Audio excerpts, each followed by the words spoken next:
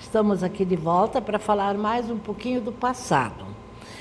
Como eu falei, Timbó, os primeiros colonizadores, mas antes de Timbó ser fundado oficialmente, aqui, digamos, no centro, na localidade de Mulde, hoje também pertencente a Timbó, em 1850, 53, já vieram os primeiros colonizadores.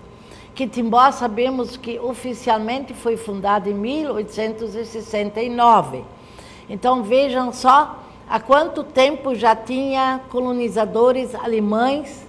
Eu falo de alemães porque primeiramente quem veio aqui foram os alemães, espalhados nesse vasto território que é Timbó. Ali residiam, entre outros, Detlef Johann Westphal, Christian Heinrich, Karl Kohls, Karl Hafermann, Friedrich Krieser, Rudolf Kellermann, Julius Kroos e Karl Kroos, que eram irmãos, Friedrich Grimm, Louis Schubert, Anton Reichel, Karl August Österreich, Karl Reckelberg, Johann Weichmann, entre outros.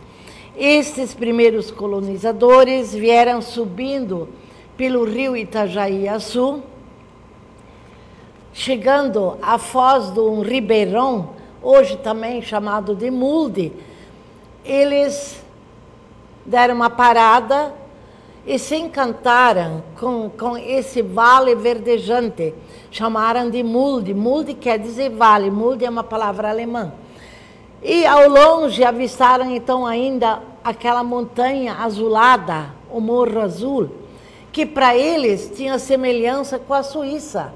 Tanto é que eles falaram, das ist unsere Schweiz. Isso é a nossa Suíça. Então, sempre margeando o Ribeirão Mulde, eles se adentraram mata dentro, se fixaram sempre em direção a esta montanha que é o Morro Azul. Deixando a embarcação para trás, então fizeram a parada por ali mesmo. Fundaram, assim o povoaram, para eles nem era fundar, era meramente achar uma nova pátria, abriram umas clareiras, fizeram suas choupanas, suas primeiras roças e ficando por ali mesmo. Também de lá, então, as primeiras plantações, que eram o milho. Na Alemanha, eles eram acostumados com o trigo, plantava-se trigo, mas aqui o trigo não vinga na nossa região. Então, era o milho, cujo milho era beneficiado para fazer o fubá, para eles fazerem suas broas, os pães de milho. Contava Ernestine Gerster, que foi uma das primeiras moradoras, já filha do imigrante, que certa feita, indo a cavalo para a localidade de Encano, onde existia uma tafona para trocar o milho, o trajeto todo foi acompanhada por uma onça pintada. Mas mesmo assim, a onça certamente não estava com muita fome, ou ela não estava apetitosa, sei lá. Ela não a atacou, mas a acompanhou o trecho todo. Então vejam bem como esses imigrantes passavam medo, certamente, eles também tinham medo. Mas fazer o quê? Voltar? Não tinha como, a onça ia voltar também. Então isso são fatos que aconteceram.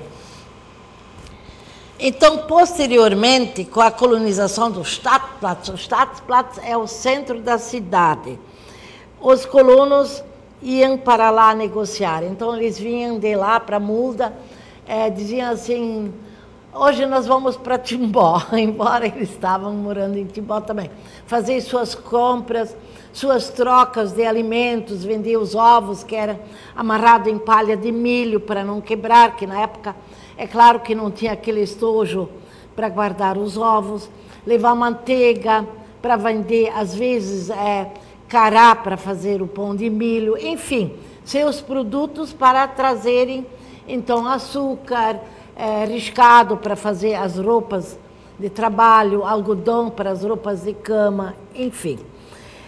De Mulde, na Mulde, então, existia já um comércio como aqui em Timbó, O Frederico Donner, aqui em Timbó, ele se estabeleceu. Hoje, a casa dele ficava onde hoje, antiga distribuidora, nessas imediações ali.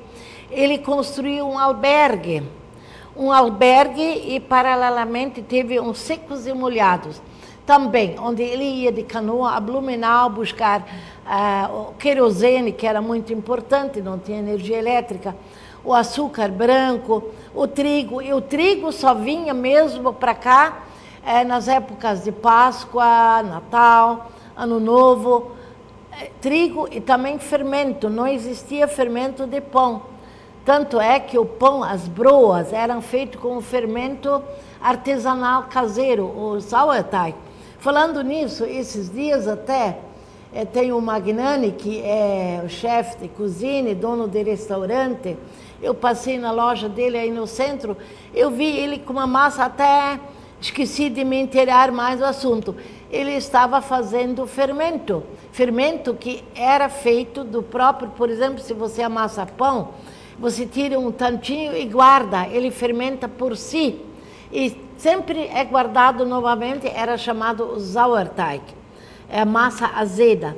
Isso era usado para fermentar os pães, que não tinha fermento, esse fermento biológico, nem o fermento em pó. Então, posteriormente, aí, vieram aqui no centro os irmãos Fritz e Hans Lorenz, que fundaram a tapioca. O tapume da represa foi construído pelos engenheiros alemães Probst, Gärtner e Sander. Isso em 1925. Aquele tapume que nós temos hoje, em forma, não é só, é forma diferente, para a água não ter muita força e para servir as duas rodas d'água. Uma cá, no restaurante Tapioca, e outro então no outro lado, onde ficava a fábrica de goma, hoje a danceteria Tapioca. Logo após iniciou a fábrica de laticínios aqui em Timbó. A laticínios de marca Uru, que até exportava para a Alemanha manteiga enlatada e outros queijos. Isso era famoso, isso nós tínhamos aqui em Timbó. Ficava ali na rua, no início da rua Fritz Lorenz. Em 1914, Altenburg já teve uma venda em Timbó, cuja construção era feita pelo alemão Lückwitz. Nessa época, Richard Paul Senior veio a Indaial já tendo uma loja em Blumenau. Isso são nomes de grandes empresários que nós tínhamos em Timbó. Como temos mais, mas eu estou vendo aqui o nosso rapaz fazendo um sinal e o relógio não para. Nós temos que entrar com os comerciais para pagar essa transmissão, não é isso? Então, até já para vocês.